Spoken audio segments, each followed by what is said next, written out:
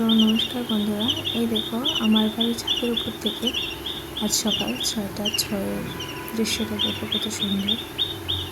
আমি দেখো আকাশে সূর্যটা একদম লাল হয়ে আছে। জানি না ক্যামেরা বোঝা যাচ্ছে কিনা, বাট আমি যখন দেখলাম সূর্যটা একদম লাল হয়েছিল, আকাশটা খুব সুন্দর লাগছে। এটা দিয়েই আজকে আমার দিনটা শুরু হলো এবং আমার ফার্স্ট ভিডিও আজকে আপলোড করলাম আমি। তো আজকে রান্না করছি সিম বীজের তরকারি।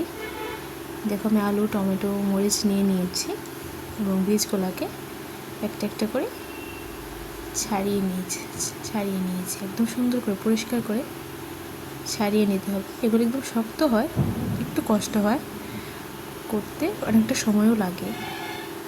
তো আমি এগুলোকে আস্তে আস্তে একটা একটা করে ছাড়িয়ে নিয়েছি। তোমরা দেখো সবগুলোকে আমি ছাড়িয়ে নিয়েছি। আলু, টমেটো এবং মরিচগুলোকেও কেটে নিয়েছি। কড়াইটা গরম হয়ে গেছে। এবার কড়াইয়ের মধ্যে অল্প একটু তেল দিয়ে দেবো। সামান্য তেল দিলেই হবে, বেশি তেলের প্রয়োজন নেই। আর আমরা একটু কম তেল খেতেই পছন্দ করি। তার মধ্যে দিয়ে দিলাম শুকনো লঙ্কা আর 5 ফোড়ন দিয়ে দেবো।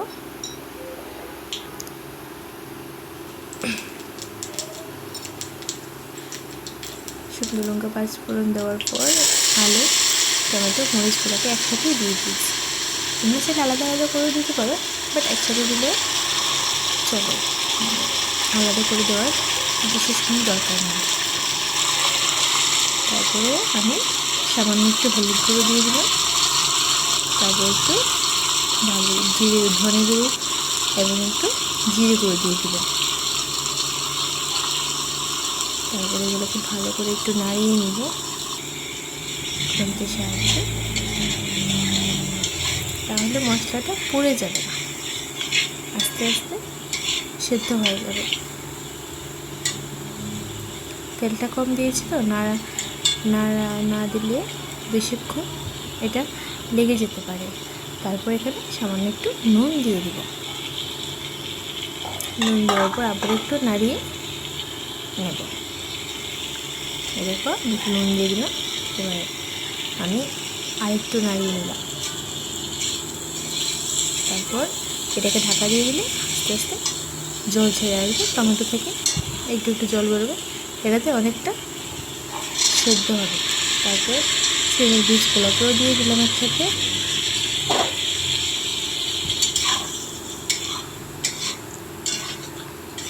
এবার সবগুলোকে ভালো করে মিশিয়ে নেব।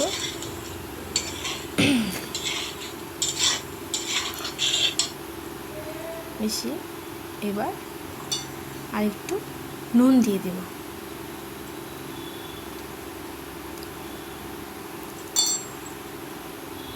আবারও নুনটা আমি অফ ক্যামেরায় দিয়েছি, এটা তো বোঝা যায় না, তাই হলুদও দিয়েছি। নুনটা আমার একেবারে কম হয়েছে, তাই একটু নুনও দিয়ে দিয়েছিলাম, সেটা ক্যামেরাটা অফ ছিল তাই বোঝা যায়। ফার্স্ট ভিডিও করছি তো একটু প্রবলেম হচ্ছে, তোমরা একটু মানিয়ে নেবে প্লিজ, আর পাশে থেকো। আস্তে আস্তে আমারও অ্যাপ্রুভ হয়ে যাবে। আসলে এক হাতে রান্না করছি, আর এক হাতে ক্যামেরাটা হোল্ড করে আছি তো ফোন, তাই একটু অসুবিধা হচ্ছে। এবার ঢাকাটা সরিয়ে নিলাম। ঢাকাটা সরিয়ে দেখো জলটা অনেকটা টেনে এসছে। এবার এটাকে একটু খুন্তির সাহায্যে একটু নাড়িয়ে নেব, নাহলে কী হবে বলে তো পুড়ে যাবে। টমেটোর জলটা শুকিয়ে গেছে সবটা। এবার একটু নাড়াচাড়া করে একটু মিশিয়ে নিয়ে তারপর একটু জল দিয়ে দেব। জলটা পরিমাণ মতো দেবে যাতে সিমের বীজ, খোলা আলু সব সিদ্ধ হয়ে যায়। আর একটু জল লাগবে, একটু জল দিতে হবে, একটু জল হবে না, তাই না? আর একটু জল অ্যাড করে দিলাম।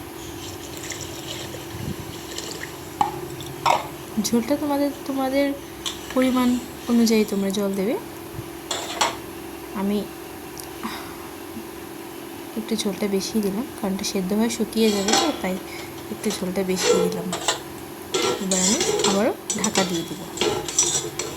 ঢাকা দিয়ে কিছুক্ষণ রেখে দেব।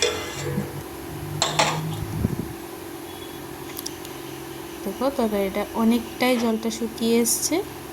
আমি দেখে নেব সবগুলো সিদ্ধ হয়েছে কিনা, নাহলে আরেকটু ঢাকা দিয়ে আরেকটু সিদ্ধ করে নেব।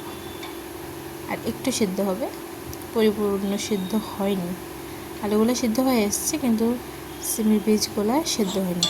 এই যে এখন দেখো পুরো সিদ্ধ হয়ে গেছে,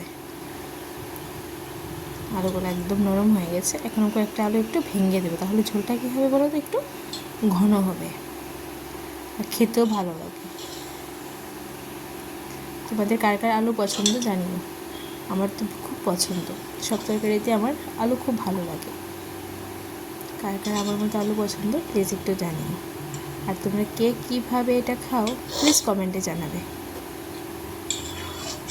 আমাদের বাড়িতে বেশিরভাগই এভাবে খাওয়া হয়, আর আমাদের বাড়িতে সবাই এটা খুব পছন্দ করে। ফাইনালি হয়ে গেছে। এবার আমি একটু ধনেপাতা ওপর থেকে ছড়িয়ে দিলাম। তোমরা চাইলে ধনেপাতা নাও দিতে পারো, আমার কাছে ছিল তাই দিয়েছি। ধনেপাতাটা দিলে একটু একটা ফ্লেভার আসে, এটা খুব ভালো লাগে ফ্লেভারটা। ফাইনালি হয়ে গেছে। ভালো লাগলো প্লিজ